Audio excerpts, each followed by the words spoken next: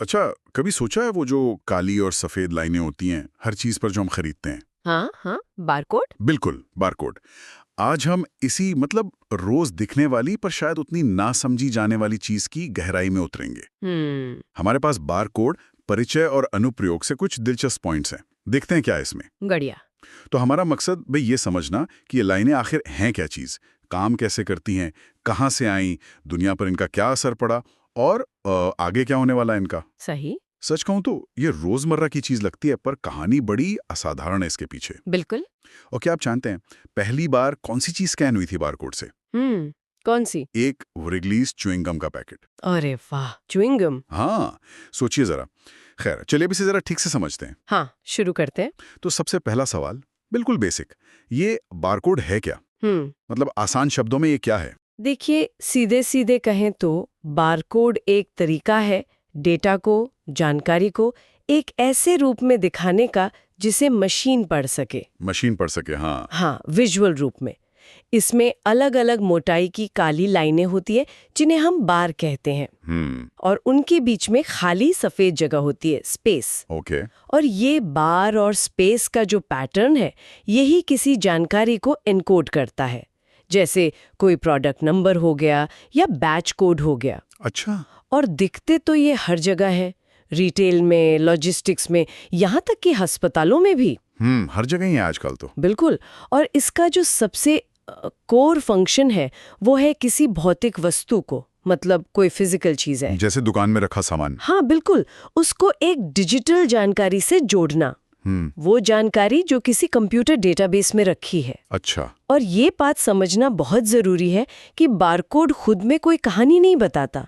उसमें बहुत सारी जानकारी नहीं होती। ओह। हाँ, वो बस एक पहचान करता है, एक आइडेंटिफायर। मतलब एक तरह का नंबर बस। हाँ, एक यूनिक कोड समझिए। ये उस चीज को डेटाबेस से लिंक करता है जहां असली जानकारी है, जैसे उसका नाम क्या है, कीमत कितनी है, वजन कितना है, वगैरह वगैरह। अच्छा, मतलब कोड में कीमत नहीं लिखी होती, वो बस कंप्यूटर को बताता है कीमत कहाँ ढूंढनी है। बिल्कुल सही। कोड सिर्फ चाबी है, ताला तो डेटाबेस में है। ये तो दिलचस्प है। तो ये आइडिया आया कहाँ से, मतलब इसकी कहानी क्या है? इसकी कहानी शुरू होती है काफी पहले, 1949 में। 1949? हाँ, जब नॉर्मन वुडलैंड और बर्नार्ड सिल्वर नाम के दो लोगों ने इसका पेटेंट कराया था। अच्छा, पेटेंट तो करा लिया। पेटेंट करा लिया, पर उसको असलियत बनने में वक्त लगा। जो असली बड़ा मोड़ आया वो था 1974 में। 1974? वो च्युइंगम वाला साल? हाँ वही। अमेरिका के ओहायो शहर में एक सुपरमार्केट थी, मार्श सुपरमार्केट। वहां पहली बार एक यूपीसी यानी universal product code, barcode scan किया गया। और वो चीज थी रिगलीज च्युइंगम का पैकेट। कमाल है, वो तो एक तरह से ऐतिहासिक पल हो गया फिर। बिल्कुल, बहुत बड़ा पल था वो रिटेल की दुनिया के लिए। तो क्या उस एक स्कैन ने सच में सब कुछ बदल दिया? हाँ, काफी हद तक। आप सोचिए उससे पहले क्या होता था। कैशियर हाथ से कीमत डालते होंगे। हाँ, या तो कीमत हाथ से टाइप करनी पड़ती थी या फिर उनको याद रखनी पड़ती थी बहुत सारी कीमतें। ओहो, उसमें तो गलती भी होती होगी। गलतियां भी होती थी और टाइम भी बहुत लगता था, लाइनें लंबी हो जाती थी। हाँ, ये तो है। बारकोड और स्कैनर के आने से चेकआउट की स्पीड लगभग दोगुनी हो गई। दोगुनी? हाँ, इसने सिर्फ ग्राहकों का टाइम नहीं बचाया, दुकानों के लिए इन्वेंट्री मैनेज करना, स्टॉक का हिसाब रखना, ये सब बहुत आसान हो गया। और जाहिर है मुनाफा भी बढ़ा। और देखते देखते मतलब 1980 के दशक तक के पूरी दुनिया में रिटेल सप्लाई चेन का एक स्टैंडर्ड हिस्सा बन गए। वाह, तो ये तो ही इतिहास की बात। पर सारे बारकोड एक जैसे तो नहीं लगते। मैंने कुछ अलग तरह के भी देखे हैं, वो जो चौकोर से होते हैं जिनमें डॉट्स होते हैं। हाँ हाँ, बिल्कुल सही कहा आपने। सारे एक जैसे नहीं होते। मोटे तौर पर हम इन्हें दो कैटेगरी में बांट सकते हैं। अच्छा, कौन सी? एक होते हैं 1D यानी वन डायमेंशनल या लीनियर बारकोड। ये वही हैं जो हम ज्यादातर देखते हैं। वो लाइन वाले। हाँ बिल्कुल, सीधी खड़ी काली धारियां और उनके बीच सफेद खाली जगह। इनमें सबसे आम कौन से हैं? यूपीसी और EAN कोड। हाँ, ये तो सुने हैं। ये रिटेल में इस्तेमाल होते हैं, दुकानों में, सुपरमार्केट में। ये वो स्टैंडर्ड नंबर है, एक तरह से कहें तो प्रोडक्ट्स की ग्लोबल भाषा। इनके अलावा कोड 39 भी है। ये रिटेल के बाहर ज्यादा यूज होता है, जैसे इंडस्ट्री में। इसमें अक्षर और अंक दोनों आ सकते हैं। अच्छा। और एक कोड 128 है जो लॉजिस्टिक्स में काम आता है, मतलब सामान भेजने लाने में, जहां ज्यादा जानकारी कम जगह में भरनी हो। ओके, तो ये हो गया 1D। और एक PDF 417 कोड भी होता है। हाँ। ये थोड़ा लंबा सा दिखता है, कभी कभी सरकारी ID पर या ट्रांसपोर्ट के टिकट वगैरह पे मिल जाता है। पर इतने अलग अलग तरह के कोड्स की जरूरत क्यों पड़ी? मतलब एक ही तरह का क्यों नहीं चला? जरूरत इसलिए पड़ी क्योंकि अलग अलग काम के लिए अलग अलग इंडस्ट्री को अलग अलग तरह की और अलग अलग मात्रा में जानकारी स्टोर करनी होती है। बात तो सही है। जैसे दुकान के सामान के लिए शायद सिर्फ एक प्रोडक्ट नंबर काफी है। हाँ, समझ गया। अब आते हैं इस पर कि ये काम कैसे करता है। वो जो स्कैनर की बीप आवाज आती है, हाँ। जब कैशियर सामान स्कैन करता है, उस 1 सेकंड में होता क्या है असल में? वो बीप के पीछे का प्रोसेस काफी सीधा है वैसे। अच्छा। देखिए, एक स्कैनर होता है, वो या तो लेजर लाइट फेंकता है या फिर आजकल कैमरा बेस्ड स्कैनर भी होते हैं। हाँ, फोन में भी तो कैमरा ही होता है। हाँ, बिल्कुल। तो ये स्कैनर बारकोड पर रोशनी डालता है। ओके। अब जो काली धारियां हैं वो रोशनी को क्या करेंगे? सोख लेंगे। ठीक है। और जो सफेद खाली जगह है वो रोशनी को वापस स्कैनर की तरफ फेंक देगी, रिफ्लेक्ट कर देगी। अच्छा, सोखना और वापस फेंकना। हाँ।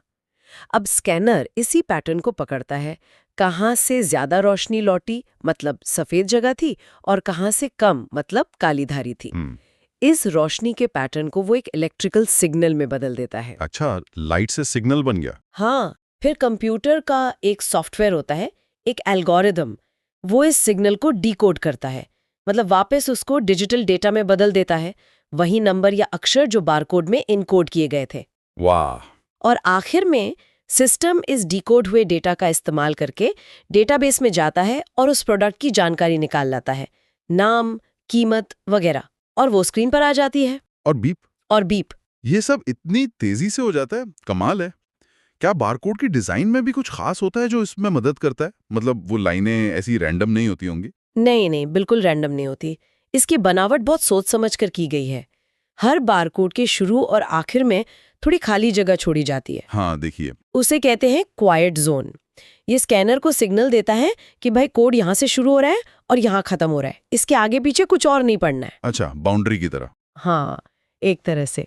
फिर इसमें खास स्टार्ट और स्टॉप पैटर्न होते हैं, कुछ खास धारियां जो बताती हैं कि डेटा यहाँ से शुरू है और यहाँ खत्म। बीच में होती है डेटा कैरेक्टर्स, वो धारियां और खाली जगह हैं जो असली जानकारी जैसे प्रोडक्ट नंबर को एनकोड करती हैं। और मैंने सुना था कि इसमें कोई गलती पकड़ने का तरीका भी होता है, चेक डिजिट जैसा कुछ। हाँ, वो बहुत ही जरूरी हिस्सा है, चेक डिजिट। ये आमतौर पर बारकोड के आखिर में एक अंक होता है।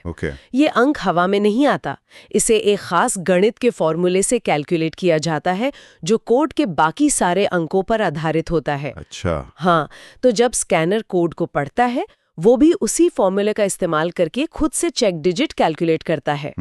फिर वो अपने कैलकुलेट किए हुए अंक को कोड पर छपे हुए चेक डिजिट से मिलाता है। अगर दोनों सेम है तो मतलब स्कैन सही हुआ। एग्जैक्टली। और अगर दोनों अलग अलग हैं तो सिस्टम को पता चल जाता है कि कुछ गड़बड़ है। शायद कोड ठीक से पढ़ा नहीं गया या कोड डैमेज है। अरे वाह। ये छोटी सी चीज, ये चेक डिजिट स्कैनिंग की सटीकता मतलब एक्यूरेसी सुनिश्चित करने में बहुत बड़ा रोल निभाती है। कमाल है। तो ये सिर्फ दिखने में काली सफेद लाइनें हैं पर पीछे तो पूरी इंजीनियरिंग है। बिल्कुल। और जैसा हमने शुरू में कहा था, ये सिर्फ सुपरमार्केट तक ही सीमित नहीं है। कहाँ-कहाँ इस्तेमाल होते हैं ये, जरा विस्तार से बताएं। अरे इनका इस्तेमाल तो बहुत ही फैला हुआ है। जैसे रिटेल और सुपरमार्केट्स तो है ही, वो तो हम सब जानते हैं। प्रोडक्ट पहचानना, बिल बनाना। हाँ। फिर इन्वेंट्री मैनेजमेंट। हाँ। बड़े बड़े गोदामों में कितना माल आया, कितना गया, स्टॉक में कितना बचा है, ये सब बारकोड से ट्रैक होता है। लॉजिस्टिक्स में तो जरूरी होगा ये। लॉजिस्टिक्स और शिपिंग में तो ये समझिए कि जान है। हर पैकेज पर बारकोड होता है। Amazon, फ्लिपकार्ट, फेडेक्स सब इसी से ट्रैक करते हैं कि आपका पार्सल कहाँ पहुंचा। सही कहा। स्वास्थ्य सेवा में, हेल्थ केयर में ये बहुत बहुत महत्वपूर्ण है। हाँ, आपने पहले जिक्र किया था। मरीजों के हाथ पर जो बैंड बंधा होता है उस पर बारकोड होता है। दवाओं की शीशियों पर, ब्लड बैग्स पर बारकोड होता है। इससे क्या फायदा होता है? इससे सुनिश्चित होता है कि सही मरीज को सही दवा सही डोज में सही समय पर मिले। जरा सी गलती यहाँ बहुत भारी पड़ सकती है। हाँ, बिल्कुल। लाइब्रेरी में किताबें इशू करने, वापस लेने के लिए बारकोड यूज होते हैं। हाँ, ये तो देखा है। सरकारी कामों में भी इनका इस्तेमाल है, जैसे कुछ देशों में ID कार्ड पर, ड्राइविंग लाइसेंस पर। अच्छा। तो मतलब जहां भी चीजों को या लोगों को ट्रैक करने, पहचानने और उनका रिकॉर्ड रखने की जरूरत है, वहां बारकोड काम आ सकते हैं। आपने स्वास्थ्य सेवा का जो उदाहरण दिया वो काफी प्रभावशाली है।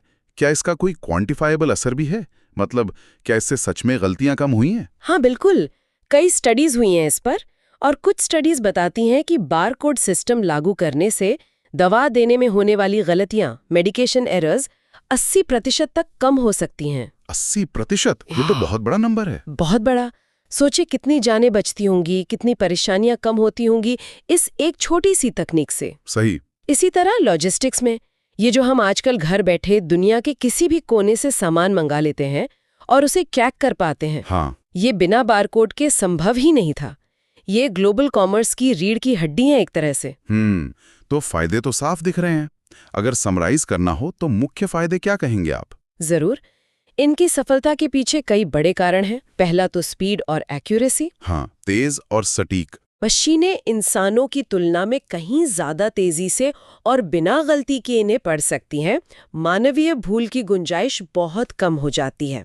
ठीक है। दूसरा? कम लागत, कॉस्ट इफेक्टिव है ये। मतलब? इन्हें छापना बहुत सस्ता है। आप सीधे प्रोडक्ट की पैकेजिंग पर छाप सकते हैं या एक छोटा सा लेबल चिपका सकते हैं। स्कैनर्स भी अब उतने महंगे नहीं रहे। सही। और? तीसरा, ऑटोमेशन। इनसे कई काम स्वचालित हो गए। चेकआउट काउंटर तेज हुए, गोदामों में स्टॉक गिनना आसान हुआ। चौथा, वैश्विक मानकीकरण, स्टैंडर्डाइजेशन। खासकर जो यूपीईएन कोड है वो पूरी दुनिया में एक जैसे काम करते हैं। आप अमेरिका का सामान खरीदें या जापान का, बारकोड का सिस्टम वही रहेगा। ये व्यापार की ग्लोबल भाषा बन गए हैं। ग्लोबल भाषा, सही का। और पांचवा, स्केलेबल है। मतलब आप इन्हें एक छोटी सी टॉफी पर भी लगा सकते हैं और एक बड़े से फ्रिज पर भी। हर साइज के प्रोडक्ट के लिए काम कर जाते हैं। ये तो सब बहुत बढ़िया लग रहा है जी। पर जैसा हर सिक्के के दो पहलू होते हैं, हाँ। क्या इनकी कोई कमियां भी हैं, कोई लिमिटेशंस? खासकर आजकल के जमाने में जब क्यूआर कोड इतने दिखते हैं तो लगता है शायद 1D वाले थोड़े पीछे रह गए। आपने बिल्कुल सही पॉइंट पकड़ा है। इनकी सीमाएं भी हैं। हाँ। और ये जरूरी भी है समझना। और हाँ, उन्हीं सीमाओं की वजह से नई टेक्नोलॉजी जैसे 2D कोड आई है। तो क्या है वो सीमाएं? सबसे पहली और बड़ी सीमा है सीमित डेटा क्षमता, लिमिटेड डेटा कैपेसिटी। अच्छा। खासकर जो 1D बारकोड्स हैं वो ज्यादा जानकारी नहीं रख सकते। आमतौर पर बस कुछ अंक या अक्षर ही। हाँ। आप उनमें किसी वेबसाइट का लंबा सा लिंक या किसी का पूरा पता स्टोर नहीं कर सकते।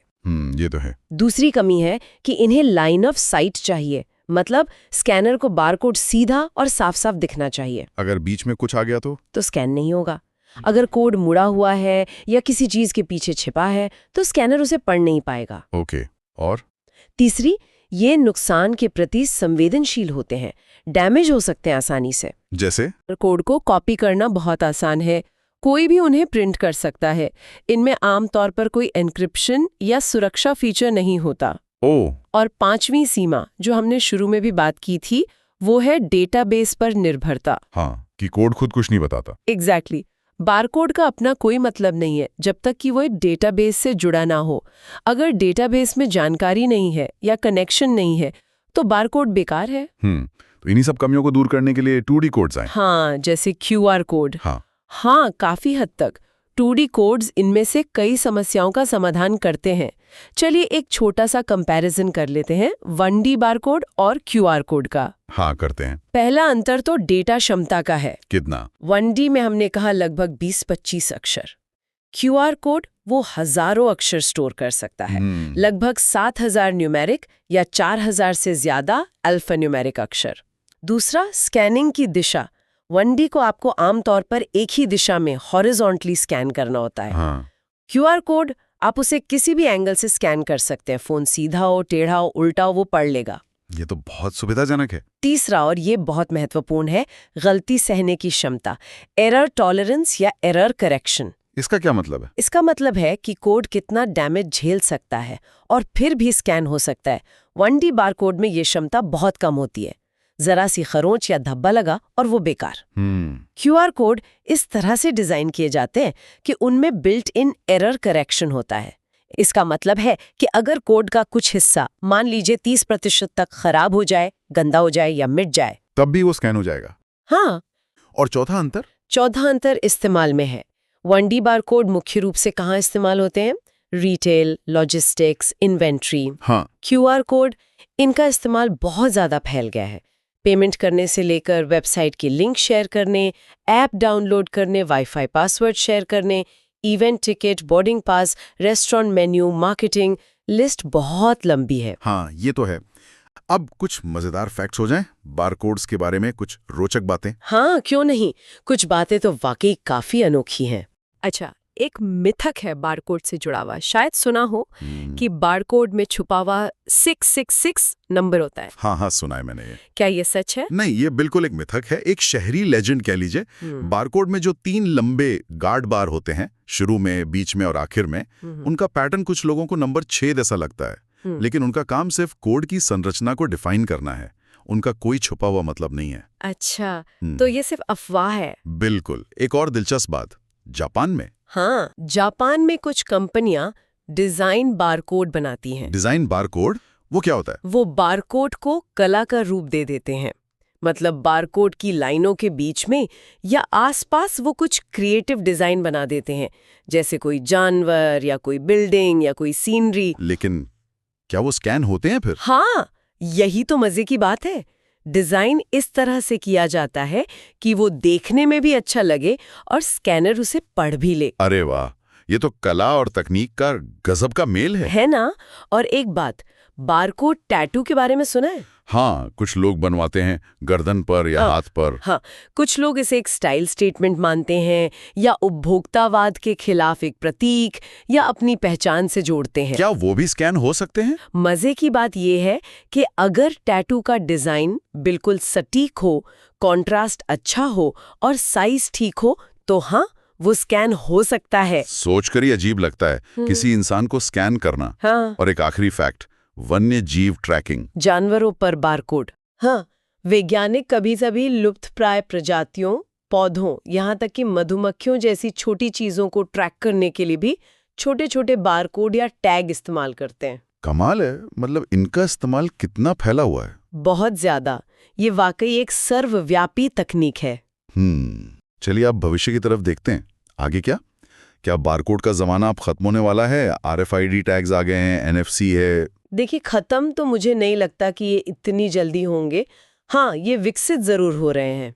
इनका भविष्य भी काफी दिलचस्प लग रहा है। कैसे? पहला ट्रेंड तो है IoT और AI के साथ इंटीग्रेशन। इंटरनेट ऑफ थिंग्स और आर्टिफिशियल इंटेलिजेंस, वो कैसे? कल्पना कीजिए कि एक स्मार्ट बारकोड है जो सिर्फ प्रोडक्ट की पहचान नहीं बता रहा, बल्कि IoT सेंसर के साथ जुड़कर ये भी बता रहा है कि वो प्रोडक्ट किस तापमान पर रखा है या कोई खाने की चीज कब तक ताज़ी रहेगी। अच्छा। और AI इस सारी डेटा का विश्लेषण करके पैटर्न पकड़ सकता है, भविष्यवाणी कर सकता है।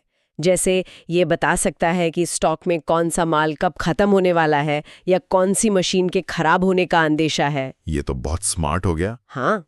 दूसरा बड़ा बदलाव है मोबाइल स्कैनिंग का बढ़ना। मतलब फोन से स्कैन करना? हाँ, अब लगभग हर किसी के पास स्मार्टफोन है जिसमें कैमरा है जो एक शक्तिशाली स्कैनर है। तो अब अलग से स्कैनर की जरूरत कम होती जा रही है। लोग दुकानों में खुद स्कैन करके पेमेंट कर रहे हैं, घर पर अपनी चीजों की इन्वेंट्री बना रहे हैं, सब फोन से। सही है। तीसरा, ब्लॉकचेन और बारकोड का मेल। ब्लॉकचेन, वो क्रिप्टो वाला? हाँ, वही टेक्नोलॉजी। ब्लॉकचेन के साथ बारकोड को जोड़कर उत्पादों की प्रामाणिकता, ऑथेंटिसिटी और उनकी पूरी यात्रा, ट्रेसेबिलिटी को बहुत सुरक्षित तरीके से ट्रैक किया जा सकता है। इससे क्या फायदा होगा? ब्लॉकचेन पर वेरीफाई कर सकते हैं कि वो असली है या नहीं और वो कहाँ से बनकर आप तक पहुंचा है। सप्लाई चेन में पारदर्शिता बढ़ेगी। ये तो बहुत बढ़िया है, खासकर नकली सामानों की समस्या को देखते हुए। बिल्कुल। अभी शुरुआती दौर में है, वो है ऑगमेंटेड रियलिटी AR के साथ जुड़ाव। AR? वो कैसे काम करेगा? सोचिए, आप किसी फर्नीचर के बारकोड को अपने फोन से स्कैन करें और AR की मदद से आप देख सकें कि वो फर्नीचर आपके कमरे में कैसा लगेगा। अरे वाह। या आप किसी प्रोडक्ट का बारकोड स्कैन करें और आपके फोन पर उसका 3D मॉडल घूमने लगे या उसके इस्तेमाल का एक इंटरैक्टिव वीडियो चलने लगे। रिटेल और विज्ञापन में इसके बहुत सारे उपयोग हो सकते हैं। ये तो भविष्य की बातें लग रही हैं, पर सुनने में रोमांचक है। हाँ, तो मतलब बारकोड कहीं जा नहीं रहे, बल्कि और स्मार्ट और ज्यादा इंटरैक्टिव बन रहे हैं। तो ये सिर्फ पहचानकर्ता से आगे बढ़कर अब डेटा कैरियर और इंटरैक्शन टूल बन रहे हैं। बिल्कुल सही कहा। वो साधारण पहचान चिन्हों से विकसित होकर ऐसे माध्यम बन रहे हैं जो हमें उत्पादों, जानकारी और अपने आसपास की दुनिया के साथ नए और गहरे तरीकों से जुड़ने का मौका दे रहे हैं। ब्लॉकचेन से विश्वास बढ़ रहा है और AR से अनुभव दिलचस्प हो रहा है। ये अब सिर्फ बीप की आवाज में ही है, ये जानकारी के साथ एक संवाद की शुरुआत है। कमाल है। तो अगर हम पूरी बात को समेटें तो क्या कहेंगे? ये जो साधारण सी दिखने वाली काली और सफेद धारियां हैं, हाँ, इन्होंने हमारी दुनिया पर कितना गहरा असर डाला है ना? किराने की दुकान से लेकर चेकआउट लाइन से लेकर मरीजों की सुरक्षा तक। हाँ, बिल्कुल। इनकी जो सरलता थी, स्पीड थी और जो मानकीकरण हुआ, उसने ग्लोबल कॉमर्स में क्रांति ला दी और स्वास्थ्य सेवा जैसी जगहों पर तो जानें बचाई हैं। सही। और ये सोचने पर भी मजबूर करता है कि बारकोड असल में हमारी भौतिक दुनिया को डिजिटल दुनिया से जोड़ने के सबसे शुरुआती और सबसे कामयाब तरीकों में से एक था। एक पुल की तरह। हाँ, एक पुल। अब जैसे जैसे टेक्नोलॉजी आगे बढ़ रही है, QR कोड आम हो गए हैं, IoT सेंसर हर जगह लग रहे हैं, ब्लॉकचेन आ रहा है, हर चीज की अपनी एक यूनिक डिजिटल पहचान बनती जा रही है। हाँ। तो ये एक बड़ा सवाल खड़ा करता है। जब हमारे आसपास की हर चीज, हर वस्तु, शायद हर जगह डिजिटल रूप से पहचानी जा सकेगी, उसका अपना एक डिजिटल जुड़वा होगा, तब हम अपने इस माहौल के साथ, अपने परिवेश के साथ कैसे इंटरेक्ट करेंगे? ये सिर्फ सामान ट्रैक करने या जानकारी लेने से कहीं आगे की बात हो सकती है। ये शायद चीज़ों को, जगहों को और यहाँ तक कि हमारी खुद की पहचान को देखने और समझने का हमारा तरीका ही बदल दे। वाकई ये एक गहरा विचार है। भविष्य कैसा होगा, ये देखना दिलचस्प रहेगा। बिल्कुल। इस दिलचस्प और गहरी बातचीत के लिए आपका बहुत बहुत शुक्रिया। मुझे भी मजा आया। उम्मीद है सुनने वालों को भी बारकोड की इस छुपी हुई दुनिया को जानने में उतना ही मजा आया होगा जितना हमें इस पर बात करने में आया।